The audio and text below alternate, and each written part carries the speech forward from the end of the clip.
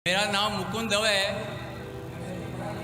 बेरोजगार हूँ। आपने बोला है कि जो इस्लाम कबूल करता है उससे हजारों गुना माफ़ हो जाता है, मगर मेरे हिसाब से सबका मालिक एक है और एक मालिक होते हुए किसको ये नज़र से देखता है और किसको वो नज़र से देखता है।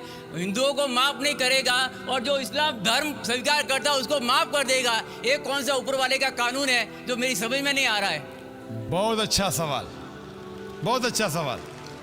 मालिक एक तो सारे इंसानों के लिए अदल भी एक होता है। बहुत अच्छा सवाल, बहुत अहम सवाल। भाई का सवाल है कि ये किधर का मुसलमानों को माफ़ करता है, हिंदू को नहीं माफ़ करता है। मैंने आपसे कहा कि जो इंसान नाम का मुसलमान है, उसका नाम मोहम्मद अब्दुल्ला जाकिर है, तो वो काफ़ी नहीं जन्नत में जाने के लिए।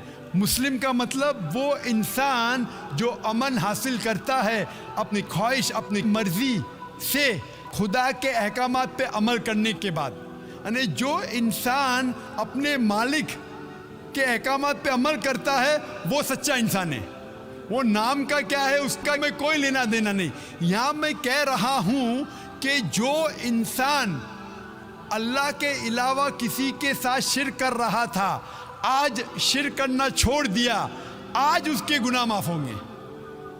चाहे कोई भी हो, आप भी अगर कहते कि मैं शिर्क करना छोड़ दूंगा, अल्लाह के अलावा किसी और की इबादत नहीं करूंगा जो हिंदू मज़हब की किताब में लिखा है, और मैं मानूंगा आखिरी पैगंबर मोहम्मद सल्लल्लाहु अलैहि वसल्लम में, चाहे आप ईसाई है, चाहे आप हिंदू है, चाहे आप यहूदी है, आज आप अगर अपने मालिक का कहना मानेंगे तो आपका मालिक आपको माफ़ करेगा। लेकिन अगर आप कहेंगे मेरा मालिक एक, लेकिन मालिक का कहना नहीं मानेंगे तो मालिक कैसा माफ़ करेगा। मिसाल के तौर पे एक एग्जामिनेशन होता है, टीचर सारे तालिबे इल्म के लिए बराबर है। टीचर एक साल के लिए सारे तालिबे इल्म, सारे स्टूडेंट्स को सिखाता है, बराबर। लेकिन एग्जामिनेशन में जो टीचर पूरे साल भर सिखाता है, जो तालिबे इल्म वो टीचर के सिखाए मुताबिक एग्जामिनेशन पेपर में लिखता है, वो पास हो जाएगा। जो तालिबे इल्म टीचर जो सिखाता है उसके खिलाफ काम करता है तो टीचर क्या उसको पास करेगा? चाहे वो हिंदू, मुस्लिम हो, ईसाई हो, जो टीचर सिखाता है उसके ऊपर वो तालिबे इल्म उसके मुताबिक इम्तिहान देता है, वो पास होगा। आपका मालिक, हमारा मालिक एक है। सारी किताबों में लिखा है, हिंदू मज़हब की किताब में, यहूद मज़हब की किताब में, ईसाई मज़हब की किताब में, इस्लाम मज़हब की किताब में, सिख मज़हब की किताब में, कि मालिक एक है। मालिक के अलावा किसी की इबादत नहीं करना चाहिए, खुदा के अलावा किसी की इबादत नहीं करना चाहिए। कल मैंने फरमाया था कि उस खुदा की कोई प्रतिमा नहीं, कोई अक्स नहीं, कोई फोटोग्राफ नहीं, कोई पिक्चर नहीं, कोई बुत नहीं, कोई मूर्ति नहीं। फिर अगर आप मूर्ति देंगे तो आप मालिक का कहना नहीं मान रहे।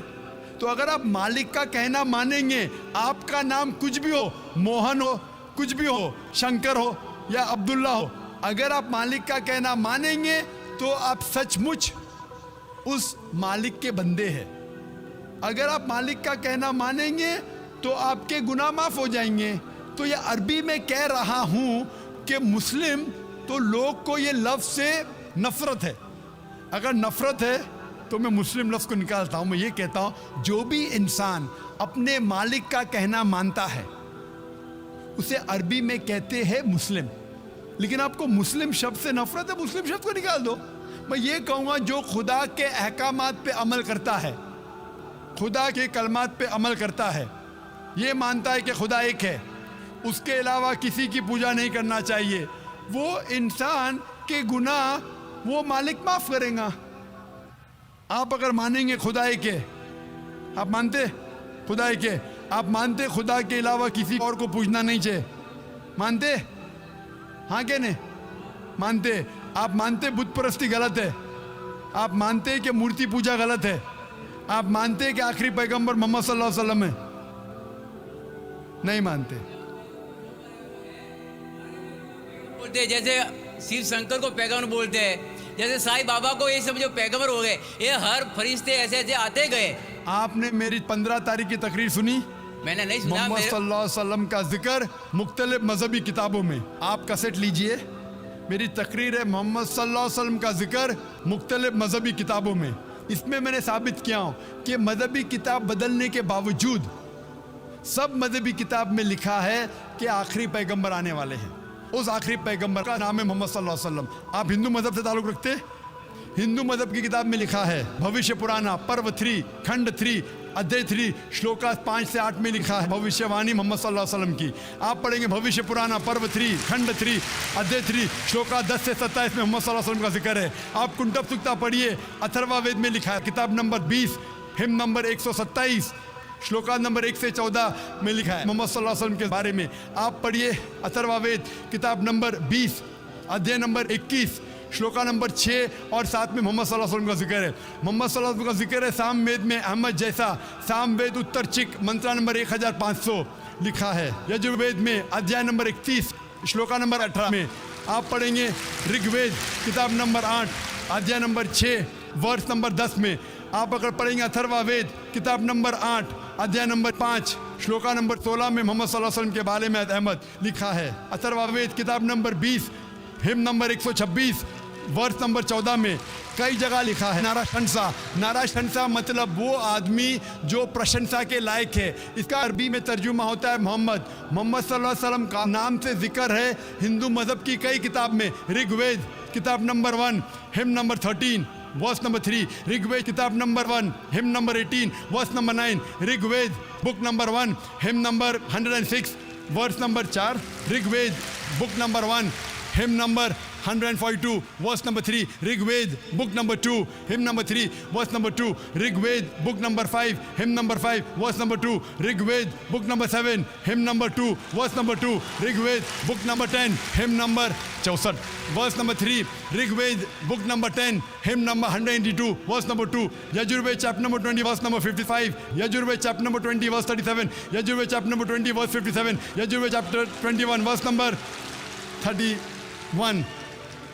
मैं सिर्फ हवाले दे सकता हूँ आपकी किताबों में से सिर्फ घंटों तक, जिसमें लिखा है मोहम्मद सल्लल्लाहु अलैहि वसल्लम आखिरी पैगंबर है।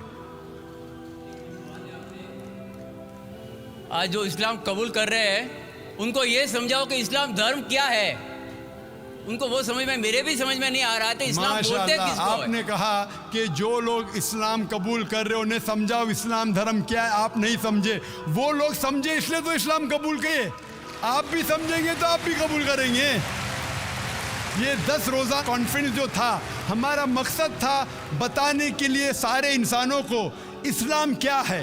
ये मीडिया जो इस्लाम को पेश कर रही है, ये तोड़ मड़ोड़ के पेश कर रही है। हमारा मकसद ही था बताने के लिए सारे इंसानों को इस्लाम क्या है। अगर आप इस्लाम को नहीं अब तक जाने तो बेशक कबूल मत करो। जब भी पहचान लेंगे इस्लाम को तो इंशाअल्लाह आप भी शहादत देंगे। मेरी दुआ है अल्लाह सुब्हानहू व तआला से, उस मालिक से, कि आपको हिदायत दे कि आप ये माने कि अल्लाह एक है, अल्लाह के अलावा कोई माबूद नहीं और मोहम्मद सल्लल्लाहु अलैहि वसल्लम आखिरी पैगंबर है। मैं कहूँगा वॉलंटियर से कि आपको मेरी DVD दे, मोहम्मद सल्लल्लाहु अलैहि वसल्लम का जिक्र मुख्तलिफ मजहबी किताबों में, उसमें सारे हवाले हैं। और एक खुसूसन तकरीर है मोहम्मद सल्लल्लाहु अलैहि वसल्लम का जिक्र हिंदू मजहबी किताब में, सिर्फ हिंदू मजहब में। आप उसको देखो और इंशाअल्लाह आप इस बात को तस्लीम करेंगे, आज नहीं तो कल, कि अल्लाह एक है, उसके अलावा कोई माबूद नहीं और मोहम्मद सल्लल्लाहु अलैहि वसल्लम आखिरी पैगंबर है। Hope that answers the question. जी दोस्तों, जैसे कि आप लोगों ने आज की वीडियो देखी, तो दोस्तों उम्मीद करता हूँ कि वीडियो आपको पसंद भी आई होगी। जैसे कि डॉक्टर साहब ने बहुत बेहतरीन जवाब दिया है कि जब तक हम अल्लाह ताला ने हमें जो किताब नाज़िल की है, हम उसके अहकामात पर अमल नहीं करेंगे, तो अगर हम कलमा नहीं पढ़ेंगे, शहादत नहीं देंगे, तो हमें अल्लाह ताला क्यों माफ़ करेगा। अगर कोई मुसलमान है, सही है, अगर कोई नाम पर मुसलमान है, वो ज़ाकिर है, अब्दुल्ला है, या जो कोई भी है, सिर्फ नाम से ही नहीं बल्कि उस पर जितने अहकामात है अल्लाह ताला के, उस पर अमल करेंगे तो तब अल्लाह ताला उनको माफ़ करेगा, तब सीधे रास्ते पर लाएगा। जैसे कि डॉक्टर ज़ाकिर नाइक ने बहुत अच्छी एग्जांपल दी है। अगर वो क्रिश्चियन है, मुसलमान है, हिंदू है, जो कोई भी है, अगर उनको स्कूल में पढ़ाता है, सही है, और उनके स्कूल में जो भी सब्जेक्ट पढ़ाता है, फॉर एग्जांपल साइंस है, उनको साइंस पढ़ाता है, तो साइंस के मुताबिक ही वो पेपर पास करेगा ना। अगर नहीं साइंस का भी पेपर है, वो कुछ और पेपर में लिखेगा तो वो तो पास नहीं होगा।